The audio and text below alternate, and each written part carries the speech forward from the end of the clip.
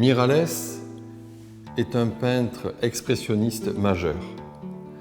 Son sang espagnol sort dans les toiles d'une façon intellectuelle extraordinaire. Il y a la violence, mais il y a la réflexion, il y a le chaos, il y a l'espérance. Et dans le tableau qu'il a créé pour le challenge du bonheur, vous avez toute cette explosion, on dirait l'Etna de l'optimisme dans cette tête difficile, tourmentée, et il arrive à changer le monde dans sa peinture. Sans être emphatique, c'est une œuvre majeure.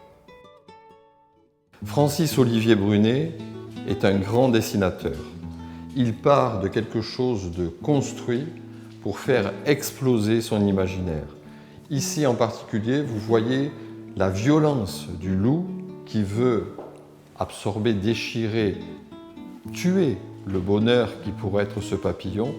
Et vous avez cette opposition entre la sérénité et la violence. Brunet, c'est ça. Je sais dessiner, je sais peindre et je vous le montre. Ce tableau est la plus belle des réponses aux questions qu'on peut se poser à son endroit.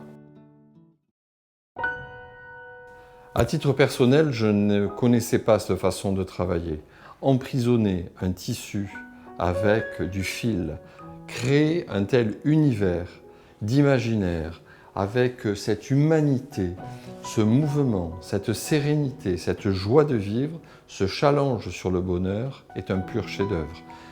Anne Bothouon nous amène dans des contrées à ce jour inexplorées. Je crois que là, nous sommes dans un monde complètement rêvé et vous avez là le challenge sur le bonheur qui a été récompensé par le jury. Fabienne Eklesen travaille la céramique. Elle nous donne à voir un univers complètement rêvé où la forme végétale des troncs d'arbres se transforme progressivement en esquisse humaine, en un monde qui est plein de rêves, qui est plein de douceur et qui est plein de réflexion.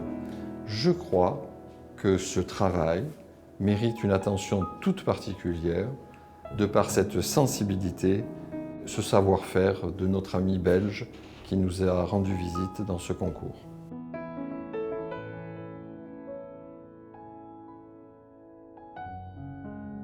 Evelyne Galenski nous amène dans un monde philosophique, initiatique, où elle nous fait comprendre que la richesse de la création est d'abord une richesse intérieure. On n'est pas dans le domaine de la mort, on est dans le domaine de la pensée. Et son challenge en particulier sur le bonheur montre qu'un enfant peut se réfugier auprès d'un autre pour obtenir un moment de sérénité, un moment où il est rassuré de vivre au milieu des difficultés. C'est une œuvre initiatique et il faut venir réfléchir avec Evelyne Galenski et à ce moment-là, vous vous découvrirez vous-même. Sophie Rambert, non seulement sait dessiner, mais elle réussit à nous émouvoir dans une quête intérieure qui ici se traduit par 3 bras qui anatomiquement sont parfaits. Je crois que nous avons avec Sophie Rambert l'art de la pierre noire poussé à la limite de ce qui peut être bien fait. Changement de style avec Charlotte de Maupeou. Charlotte de Maupeou va travailler d'une façon, d'une originalité totale parce qu'elle peint ses toiles recto verso. Je ne sais pas comment dire, mais quand on est avec Charlotte de Maupeou, on est ailleurs. Et il est difficile d'en parler parce que ça se voit et ça se ressent. Isabelle Vial réussit à marier les corps humains, la nature, le végétal, l'animal, dans quelque chose qui nous amène ailleurs. Elle vit en Grèce et aujourd'hui elle nous amène un petit peu d'hellénisme dans cette recherche picturale qui est d'une immense originalité. Yo, ce sont des toiles de compagnie pour les longues soirées d'hiver. Il y a tellement de choses à voir que quand on a ouvert un chapitre, l'autre enchaîne. C'est quelque chose à rallonge, c'est quelque chose où l'ennui est banni, c'est quelque chose d'extraordinaire, c'est une continuité.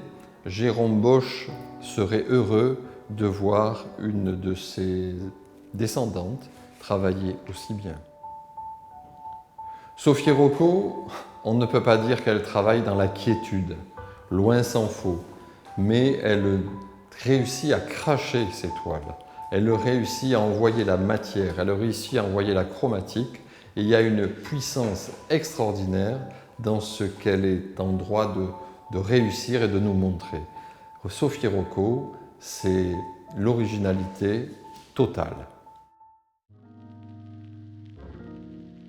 Michel Roti, c'est un travail de bénédictin, plein de finesse, de sensibilité.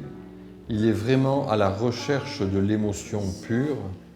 Et ce travail, on ne peut être qu'admiratif devant ces centaines d'heures accumulées sur une toile petite et qui nous amène dans son monde qui mérite d'être découvert. C'est une technique mixte, mais véritablement, c'est quelque chose de très particulier, de très beau.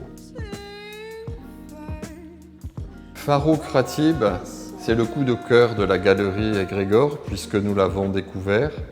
Et ce garçon qui a quitté les scènes d'opéra, les scènes de théâtre, pour enfin se consacrer à son univers, nous amène dans un monde qui n'est rattaché à personne.